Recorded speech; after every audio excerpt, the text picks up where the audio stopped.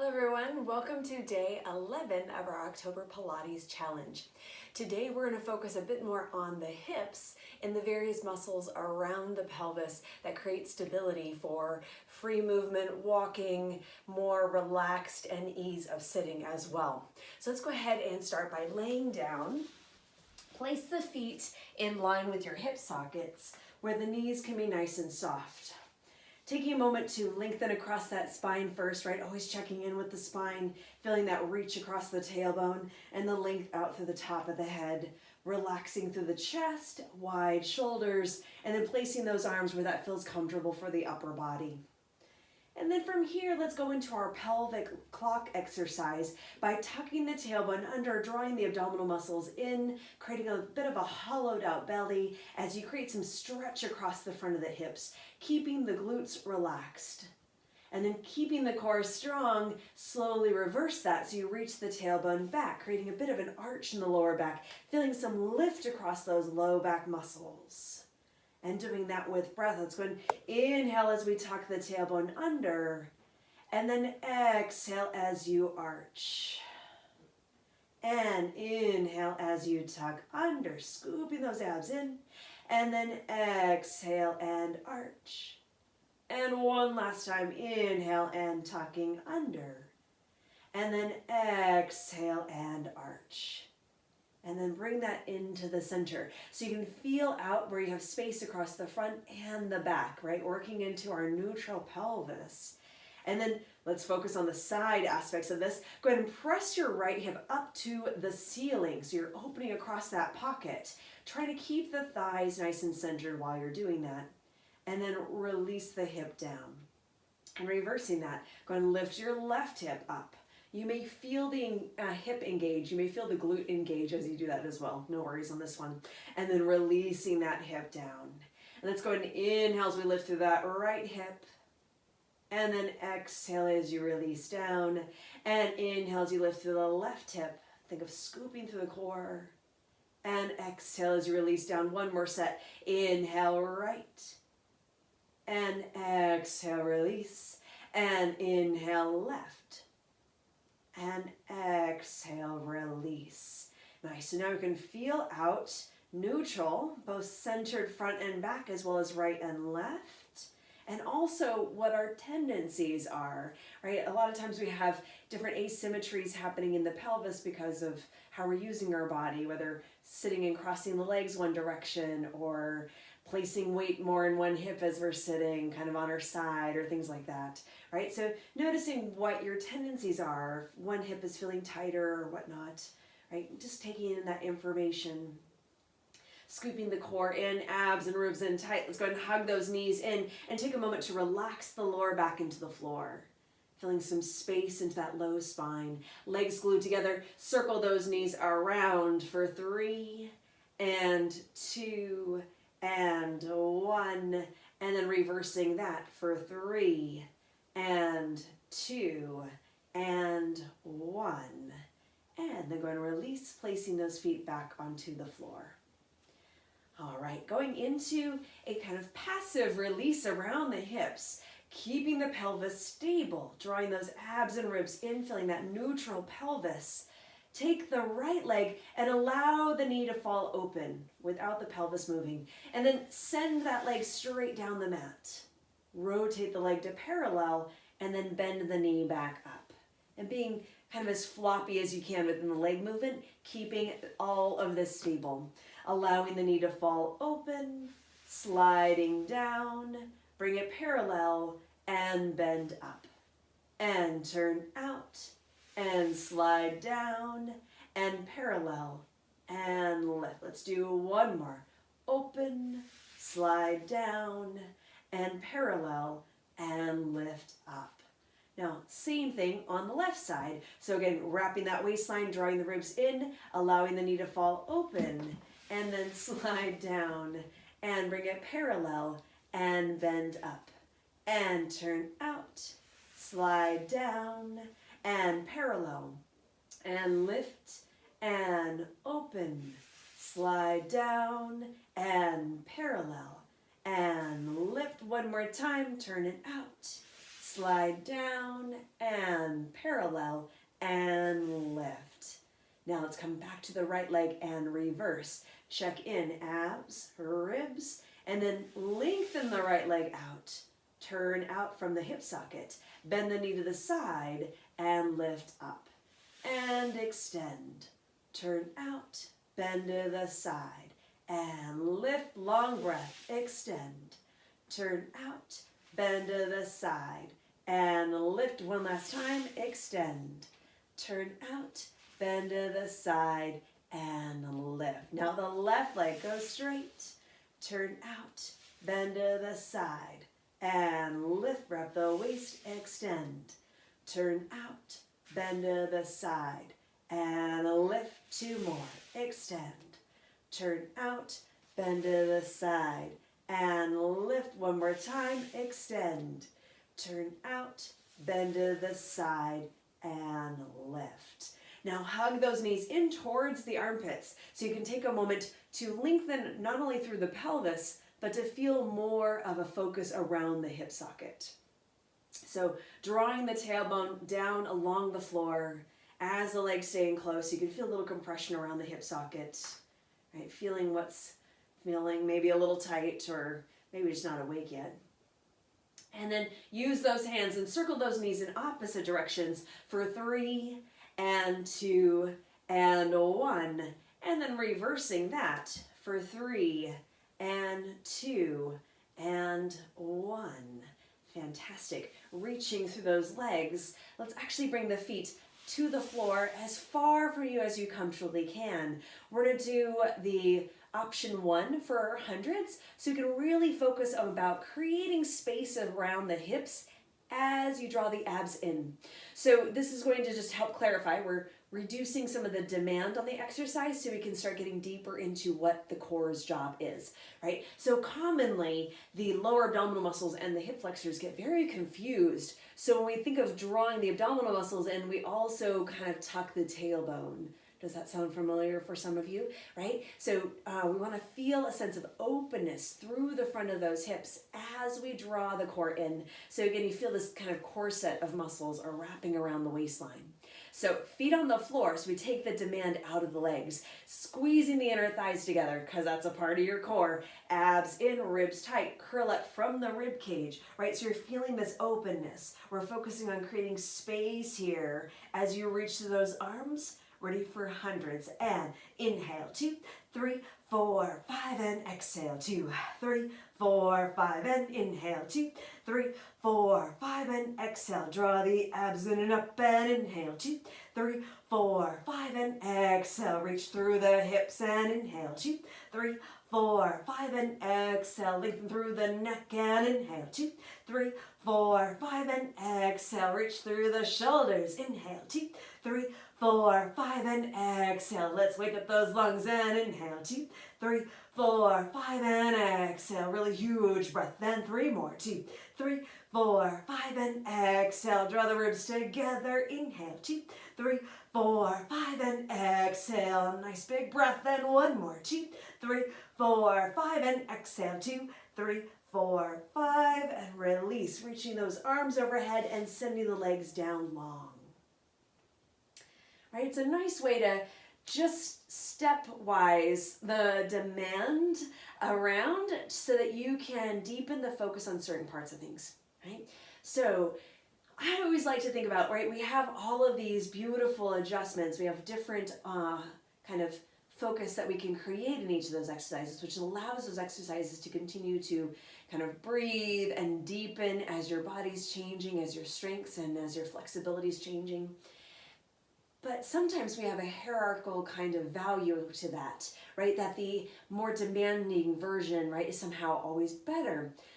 Stepping it back sometimes really helps open us up to different awareness in a new way, like you continue to peel back the layers on that onion, right? So now that we're starting to activate those core muscles and we're starting to feel more of that support through the abs, right? Stepping it maybe back and bringing the legs back to the floor so that we can now start feeling out the difference between the hip flexors and the abdominal muscles. So playing around with what might be the basic version versus the beginning, the intermediate, or the advanced version will always give you amazing information about your body and how you can get more into the work. Yes? All right, let's come on to our side. And if you have a mat or a towel, you're going to use that as an alignment tool. It can be super helpful here. Shoulders and hips are going to be in one line. And then your bottom arm is really wherever that feels comfortable for your neck. So feel free to adjust that to what feels good for you. And then the legs are going to swing forward to the front edge. So they're about 45 degrees forward of your body. This is just a nice helpful space for the lower back, giving it a little bit more room.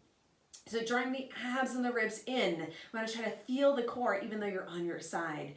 And now when we're on our side, it's really common to kind of relax into the floor. So I want you to focus on those bottom ribs, lifting the bottom ribs up towards you and scooping those abs back. Now, top hand's going to come onto the hip so that it can monitor, because although we are doing a variety of leg exercises for this, the hips are not going to move. Your core's job is to stabilize everything from the hip to the head so that the upper body doesn't rock around and neither does the hip. Right, so let's go ahead and find that stability, abs and ribs in, and then bringing that top foot up to hip height, so the same distance as the hip socket. Keep reaching out of that leg as if you're trying to touch the far opposing wall. And then use this hand to kind of lock it into place, right? Feeling that sense of awareness. Now, kick your top leg as far forward as you comfortably can with a little pulse. And then take that leg as far back as you can, again, keeping this length and stability in the upper torso. And we get front and back. Now, notice the back of that is really where you got to pull the core in, because it's very easy to start leaning and counterbalancing the work instead of creating that lift, right? That's the challenge. 5 and back, and 6. Let's take a long breath through that. And 7, and scoop the belly in, and 8, and draw the ribs in tight, and 9, and reaching through that thigh, and 10, and back, and bring it back to center, foot over foot. Try to reach outwards just a little bit more if you can. And now drawing small circles with that leg, keeping, again, the hips stable, so the hips do not wiggle as you draw this little circle around for 10, and 9, and 8, and 7, and 6, and 5, 4, 3, 2, and 1. And then pause. Draw the abs in, tighten the ribs a little bit more, and then reverse the direction for 10, 9, 8, 7, 6, 5, 4, 3, 2, and 1. Nice. Hopefully feeling some of those outer muscles a bit. Now, from here, go ahead and turn the leg in. You're internally rotating. Hip did not roll with you, right? Hip is still nice and stacked. So you're rotating the thigh in the hip socket. So your heel is slightly higher towards the ceiling. And I want you to think about lifting that heel up. Woo, right, deep burn right there, and lower down, and lifting up, and lower down. Draw those abs and ribs in, and 3, and lower, and 2, and lower, and 1, and lower. Now, and externally rotate. So you're turning the leg out, again, from the thigh, not the hip, right? Keeping those hips nice and stacked, abs and ribs in, and then lift that leg up, keeping, again, the hip long, so it's not rolling towards those ribs, but reaching outwards. Now squeeze the inner thighs down, squeeze, and lift, and 4, and lift, 3, lift, 2, lift, and 1, and lift, and then relax. Fantastic. Go ahead and come onto your back, and let's do a quick stretch on that hip. So the leg that you were just working, cross the ankle over the knee, open that knee, turning it out, getting into the back of that hip, but then even out the pelvis, right? Draw the core in. Core is still actively involved. It doesn't take a break. Hands go behind the opposite leg as you bend those knees in towards you. So getting into your piriformis stretch, right? So you're feeling that work from the back of the hamstring and into the glute, right? All those beautiful spaces right there. Now, a few different things that are very helpful with this exercise. Think of lengthening the tailbone along the floor. So using your core to feel out the neutral hip still as the legs come towards you. So you get this counter work, right? That sense of opposition as the spine lengthens and the legs come in. And then you're also turning that right leg out, and that's going to activate that outer part of that hip. Now instead of forcing that, try to really wrap that thigh outwards. And then slightly bring the legs to your left side, moving the legs in the hip socket. There will be a mild little shift in that, which is going to intensify that stretch significantly. And let's take 2 gigantic breaths here. Huge exhale. 1 more.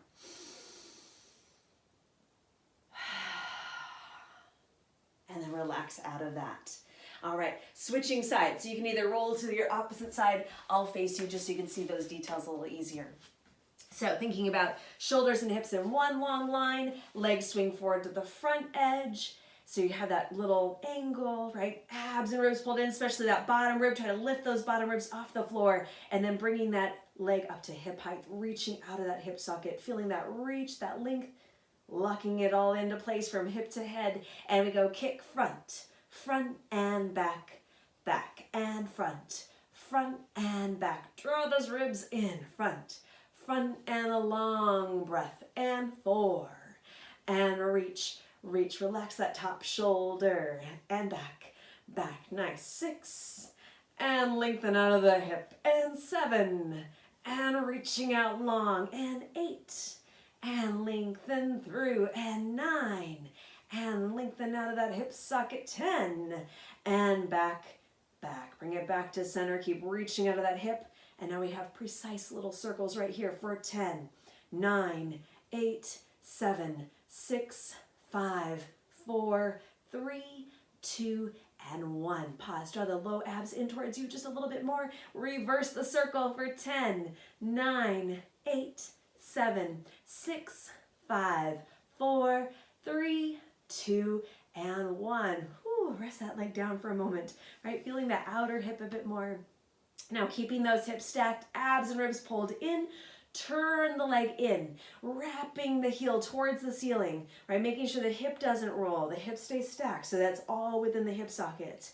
And then we lift up for 5 and lower. Doesn't have to go far, right? 4 and lower. You can feel that outer hip. 3 and reach. Keep breathing through that. 2 and reach. Draw those ribs in. And 1 and reach. Now wrap it outwards, right? Turning out, keeping again the abs and ribs in, lift it up, and then squeeze through the inner thighs and lift. And 4 and lift. 3 and lift. 2 and lift. And 1 and lift. And then relax. Fantastic. Come onto your mat, and now let's stretch out that hip. So taking that active active leg, I should say, crossing the ankle, opening through that hip, turning it out, creating some evenness in the pelvis, and then hands go behind the opposite leg as you bend in. Breathing into that, hopefully waking up a little bit more of those hip muscles. Woo! And then let's feel out some refinement points, right? So lengthening the tailbone as the legs come towards you. Turning the active leg out, and then shifting the legs slightly towards the opposite leg, right? So you're feeling this kind of shift in the thigh, and it doesn't take much. You may be shifting like 1/4 of an inch, right? And it's going to intensify that stretch in the back of the hip. Let's take 2 deep breaths there. And 1 more.